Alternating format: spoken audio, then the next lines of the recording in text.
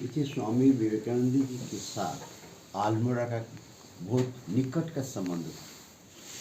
स्वामी जी यहाँ पर अपने भाषण में बोले थे, मेरा बचपन का सपना था हिमालय में अल्मोड़ा आकर के रहने का, हमारे आखिरी दिन जिंदगी यही बिताने का। और हिमालय में अल्मोड़ा, हिमालय अति पवित्र शिव का स्थान है। अल्मोड़ा विशेष स्थान है, सब देवी देवताओं का स्थान है। ऋषि महर्षियों ने तपस्या किए हैं। जगन्माता पार्वती की जन्मभूमि है। इस दृष्टि से अल्मोड़ा विशेष महत्व के साधु सन्यासी और भक्तों के लिए, सनातन धर्मियों के लिए। आप यहाँ पर देखिए, रामचंद्र से लेकर के पंचो पांडव लेकर के अपना जितना भी महापुरुष है सभी यहाँ आए। रामकृष्ण देव के 8 या 9 सन्यासी शिष्य भी यहाँ आए रहे। और स्वामी जी के जीवन में तो सबसे बड़ा महत्व की बात है उनके जीवन में कोलंबो टू अल्मोड़ा, जो Swami ji lectures from Colombo to Almora जो बुक्स है, आपने देखा होगा। उसकी हिंदी में यह भारत में स्वामी विवेकानंद। तो कोलंबो टू अल्मोड़ा होने से अल्मोड़ा वर्ल्ड वाइज फेमस हो गया। सभी देश के लोग विवेकानंद को जानते, सारा विश्व। सभी विवेकानंद कम या ज़्यादा पढ़ते हैं और खास करके इनका भाषण और पत्र बने। अल्मोड़ा से लिखे हुए बहुत से पत्र स्वामी जी के करीब 100 पत्र होगा जो अल्मोड़ा और देवलधार से बैठ करके लिखे हैं। और अमेरिका से आने के बाद सबसे ज़्यादा समय अल्मोड़ा ने बिताया है। और सबसे उनकी शुरुआत जो करी उनका यही था, हिमालय में रह करके तपस्या करके अपना जीवन ही करेंगे। फिर उन्होंने जब आया काकरी घाट में, जब नैनीताल से अल्मोड़ा आ रहे थे तो बीच में काकरी घाट है, वहाँ भैरव जी का मंदिर है, ये करकटेश्वर मंदिर। और बाबा नीम करोली सोमवारी महाराज का साधन स्थल है। तो ये उनको बहुत अच्छा लगा। फिर वहाँ संगम है, वहाँ स्नान किया। स्नान करके उनके साथ में उनके जो गुरु भाई थे स्वामी अखंडानंद जी महाराज, जिनको गैंजेस बोलते हैं करके बुलाते थे, निकनेम दिया था स्वामी विवेकानंद जी ने। उनको बोला ये बहुत अच्छी स्थान है, ध्यान करने की स्थान, चलो हम लोग थोड़ी देर ध्यान करें। वहाँ बैठे ध्यान करने के लिए। अखंडानंद जी महाराज थोड़ी देर ध्यान करके जब उनका मन नीचे आया ये हो गया। लेकिन स्वामी जी का ध्यान काफ़ी देर तक चला। जब उनका ध्यान से मन नीचे आया तो अखंडानंद जी महाराज को बोले, गंजेश, मेरा जीवन का एक बहुत बड़ा समस्या का आज समाधान हुआ। मैं यही सोच रहा था, पिंड और ब्रह्मांड, मैक्रोकोजम और माइक्रोकोजम दोनों में क्या भेद है। ये हमने अनुभव किया इस पिंडों में जो है, ब्रह्मांड में जो इस पिंडों में है। तो मैक्रोकोजम माइक्रोकोजम अनुभव उन्होंने किया। आगे जाकर के देखेंगे अमेरिका में, यूरोप में, जहाँ जहाँ भाषण दे, ज्ञान योग खास करके इसी के ऊपर ही उन्होंने भाषण दिया। और बोले भी इसका ज्ञान मेरे को वहाँ से मिला था, जिसके कारण सारा पृथ्वी उनको अभी तक भी पूजा कर रहे हैं।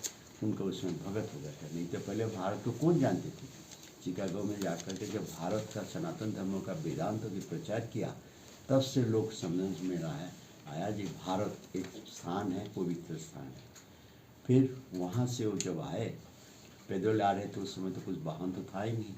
और नैनीताल से आया तो उस दिन कुछ खाने को मिला नहीं। फिर काकरी घाट में रात रुके, दूसरे दिन सुबह इधर आए तो 2-3 दिन तक अनाहार रहे। तो उनको बेहोश जैसा हो गया था, ये करवाला में किया। तो वहाँ वो बैठ गया, अज्ञान जैसा हो गया। तो वहाँ का फकीर जो है वो आए, देखा एक साधु बाबा ये है, अस्वस्थ है। और इधर स्वामी अखंडानंद जी महाराज वहाँ से आकर के जा रहे थे वो लाला बुद्धि शाह के घर। लाला बुद्धि शाह के साथ उनके पहले से परिचय था। अखंडानंद जी महाराज 3-4 बार कैलाश मानसरोवर गया। और पहले कैलाश मानसरोवर, केदारनाथ, बद्रीनाथ, गंगोत्री, यमुनोत्री का रास्ता यही था, अल्मोड़ा होके जाते थे। तो उस समय उनके घर में 1-2 बार रुके, तो उनको बुलाने गया। तब तो वहाँ काकरी घाट में वहाँ का जो फकीर थे जो देखभाल करते हैं, अभी उनका ग्रैंडसन अख्तर अली है, उनका दादाजी थे। तो देखा तो उनके पास आधा काकरी था, वो काकरी उनको खिलाया। तो उसमें जब उन्होंने खाने को इशारा से बोला आप खाइए, तो स्वामी जी इशारा से बोला तुम खिला दो, क्योंकि हमारे हाथ उठाने की भी इतना ताकत नहीं है। तो बोले हम मुस्लिम हैं, आप हिंदू सन्यासी है। स्वामी जी ने बोला उनको क्या तुम मेरे भाई नहीं हो? तो उन्होंने खिलाया।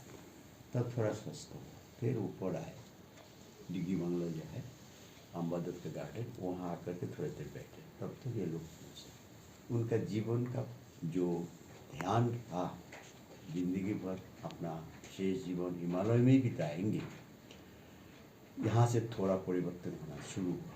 फिर निकट क्या मंदिर है, यह है ये काशार देवी में 3 दिन 3 रात उन्होंने रहा, तपस्या किया। तब उनको ये अनुभव नहीं, भारत को हमको जानना चाहिए, भारत के उद्धार के लिए हमको कुछ करना पड़ेगा। इनका मन में ये भावना 3 दिन के बाद अनुभव हुआ। तब उन्होंने नीचे आया। नीचे ये जो उनके जो गुरु भाई हैं, स्वामी अखंडानंद जी महाराज, स्वामी शिवानंद जी महाराज, स्वामी दीनंजन जी महाराज और एक ठाकुर के शिष्य थे कृपानंद, ये मिले। तो आकर के बातचीत किया। तब तक उनके जो एक छोटी बहन थी जो उनको बहुत प्यारे थे, उसकी शादी हो गई थी, लेकिन ससुराल में वो लोग बहुत शांति में चल रहे थे। तो उनको टेलीग्राम मिला, उन्होंने सुसाइड किया। तब उन्होंने मन में आया हमारे देश में महिलाओं की ऊपर जो निर्यातन हुए, जो हम लोग शास्त्र में बताए माताओं को शक्ति के अवतार कहते हैं, और उनके प्रति इतना अनादर अन्याय होते हैं, इसका कुछ प्रतिकार होनी चाहिए, यानी नारी शिक्षा की जरूरत है। ये तब उन्होंने पूरा भारत भ्रमण करके भारत का क्या जानने के लिए उन्होंने निकले, पूरा भारत पर उन्होंने भ्रमण किया। फिर अमेरिका में जब गया शिकागो में, ये इनका एक्सपीरियंस है। तब से उनके भारत उद्धार का एक ही है, शिक्षा देनी चाहिए।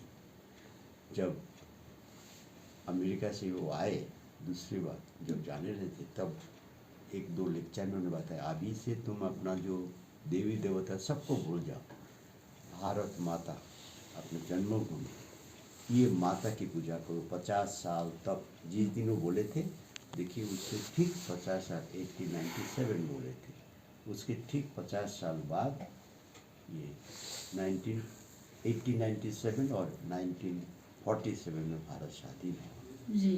और सभी को उन्होंने बोला देश माता का सेवा करो, तो सभी देवी देवता का पूजा हो जाएगा। जो अपना देश के प्रति, मातृभूमि के प्रति जिसका प्रेम नहीं है, उसका दूसरे के प्रति, भगवान के प्रति भी प्रेम नहीं हो सकते। सबसे पहले अपना देश प्रेमी बनो। तो ये स्वामी जी का है।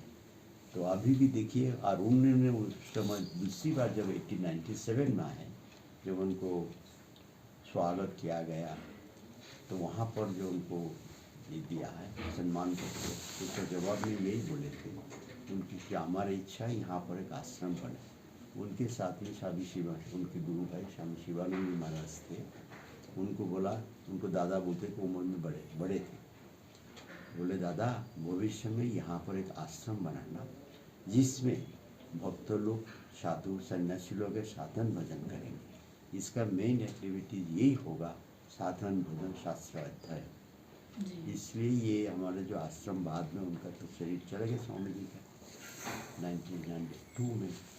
तो शिवानंद जी महाराज जो कई बार आए हैं, फिर में 1915 अपने गुरु भाई स्वामी तुरानंद जी महाराज को साथ में यह आश्रम स्थापना करने के लिए। इसलिए तब से ये आश्रम हमारे दूसरी जगह में देखेंगे कि स्कूल है, कॉलेज है, हॉस्पिटल है, डिस्पेंसरी है, तो ग्रामीण शिक्षा, ये सब एक्टिविटीज़ है यहाँ पर। इसलिए जब स्वामी जी बोले थे ये मेनली साधन भजन का होगा, रिट्रीट सेंटर, इसलिए यहाँ पर ऐसा कोई स्कूल, कॉलेज, हॉस्पिटल, डिस्पेंसरी शुरू नहीं की।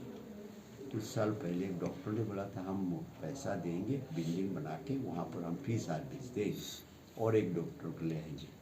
बेलूर मठ में ना बोले ना, ये हमारे रिट्रीट सेंटर साधन भजन का हो, जो लोग आएंगे यहाँ साधन भजन करेंगे। इसलिए हम लोग ऐसे ही करते हैं, जो लोग साधन भजन करने के लिए आते हैं, बीच में या टूरिस्ट को हम लोग जनरली यहाँ नहीं रखते। तब से ये आश्रम 1916 में स्वामी तुरानंद जी महाराज, शिवानंद जी महाराज के साथ में आए थे। शिवानंद जी महाराज को तो बिल्लू का काम से चल जाना पड़ा। तुरानंद जी महाराज को बोल के किया, आप यहाँ एक आश्रम शुरू करो। अभी होटल मैनेजमेंट है, उसके नीचे एक कुटिया है जो लाला बुद्धि शाह के परिवार की थी। वहाँ पर वो लोग रहते, तपस्या किए, तुरानंद जी, शिवानंद जी। वहाँ से तुरानंद जी महाराज वहाँ से ही आकर के इसका ये जमीन खरीदा, आते थे और जाते थे, वहीं रहते थे और इसके ऊपर आश्रम शुरू किया। 1916 16 ईस्वी में ये आश्रम शुरू हुआ। अभी वो जो मुकान की बिल्डिंग था, आउट हाउस जैसा था, वो ऐसे ही पड़ा हुआ था, कोई कुछ नहीं कर रहे थे, टूट फूट गया तो 150-200 साल का पुराना है। अभी उसको हम लोग रेस्टोर करने का काम शुरू किया, काम चल रहा है। वो एक तपस्या स्थल है, तो उसको करने से भक्त लोगों को प्रोत्साहन मिलेगा, लोग भी आएंगे, जाके दर्शन करेंगे, टूरिस्ट स्पॉट बन जाएगा, ठाकुर के स्वामी जी के भक्त लोग आएंगे। इस दृष्टि से उसको भी हम लोग रेस्टोर करेंगे। ये है संक्षिप्त इतिहास इसका।